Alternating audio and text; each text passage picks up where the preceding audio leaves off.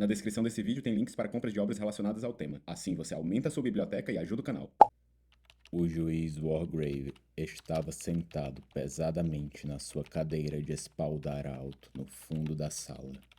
Mas o que chocou e amedrontou os espectadores foi o fato de que ele estava vestido com uma beca escarlate e tinha na cabeça uma peruca de juiz.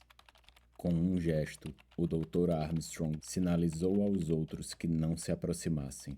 Levantou a mão flácida e inerte do juiz e tentou sentir a pulsação. Depois virou-se para os outros e disse: sua voz era inexpressiva, morta, distante. Ele foi baleado. Bom, então a gente já pode tirar ele da lista de suspeitos, né? Sou eu, quase literalmente. E não deixe like nesse vídeo nem se inscreva nesse canal.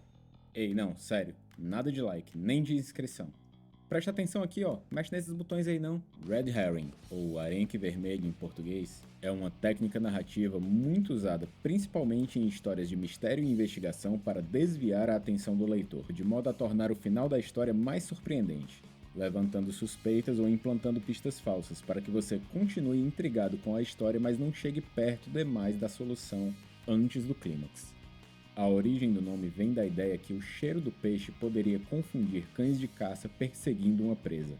Diferentes fontes apontam vários autores como os precursores desse termo, quase como se o cheiro do peixe confundisse os pesquisadores. E só pra constar, eu pesquisei bastante e descobri que essa técnica não confunde de verdade os cães de caça, era tudo fake news. Tipo o clone do Lula e aquela criptomoeda que seu amigo está tentando te vender.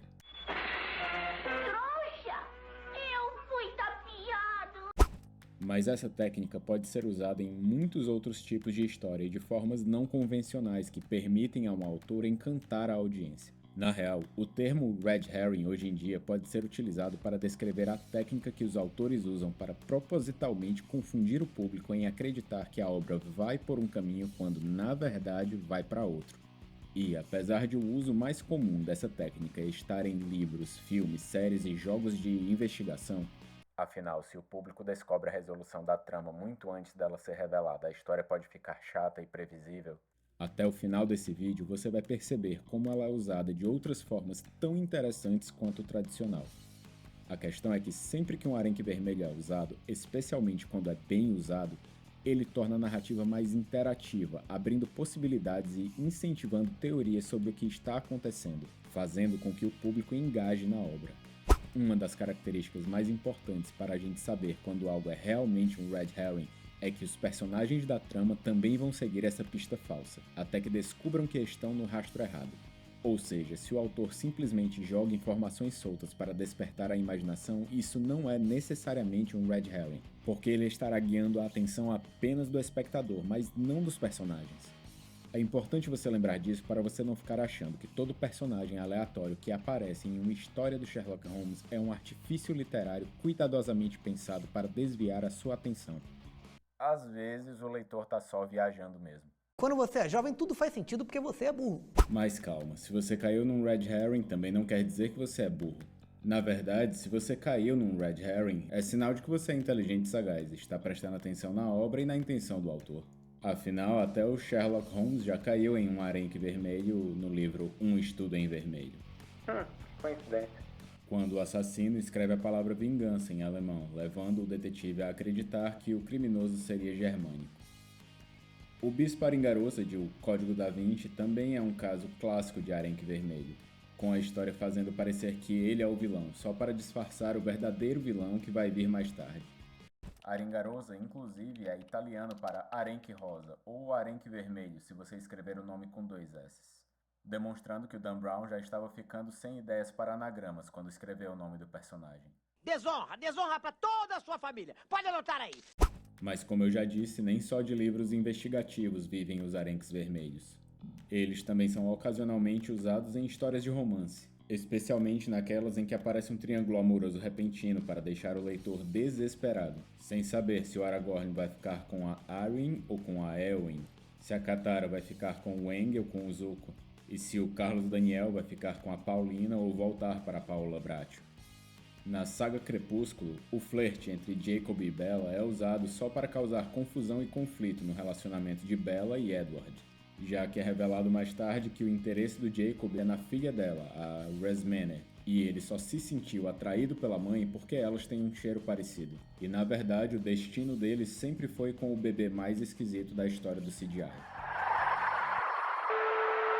E como não falar do maior red herring dos animes, Sakura.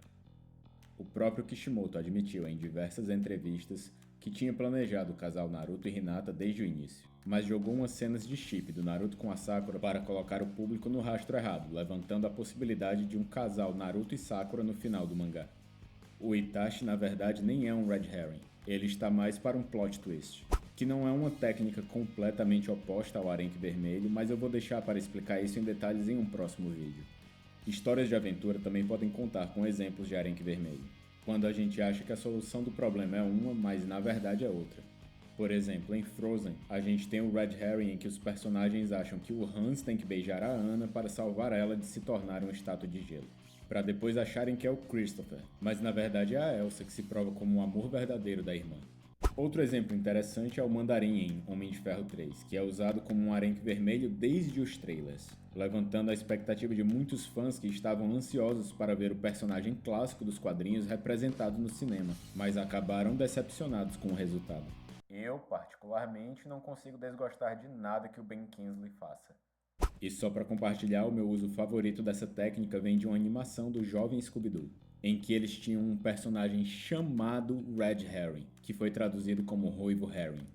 O Fred sempre acusava o Ruivo Herring de ser um monstro disfarçado, mas ele sempre era inocente, exceto uma vez que o Fred não acusou o Ruivo, mas ele era realmente o fantasma. Então, na vez que o Red Herring não era um Red Herring, ele era um Red Herring. Não, pera. Todos esses exemplos de arenques vermelhos abrem a minha mente e me fazem pensar em como essa técnica pode ser utilizada de uma maneira eficiente para criar histórias que ficam na memória e engajam qualquer fanbase. Não importa o tipo de narrativa, seja investigação, romance, aventura e muito mais. Ela é uma forma incrível de criar tensão e incentivar as pessoas a fazerem teorias e mais teorias sobre uma história. Mas é importante lembrar também que ela só tem sentido quando é fechada ou pelo menos mencionada no final da história. Mais ou menos como a turma do Scooby-Doo fazia, revendo todas as pistas e confrontando todos os envolvidos. Porque se isso não é feito, dá uma sensação de que a história ficou cheia de pontas soltas e não parece que ela foi criada com tanto cuidado quanto deveria, podendo até levar as pessoas a acharem que o autor não sabia o que estava fazendo. I bought this decades ago, and I'm not kidding. If you look at this, you'll see it's never been opened. Agora o que você realmente não esperava é que eu tivesse feito esse vídeo todo só para poder ler o seu comentário aqui embaixo e a gente se tornar quase amigos.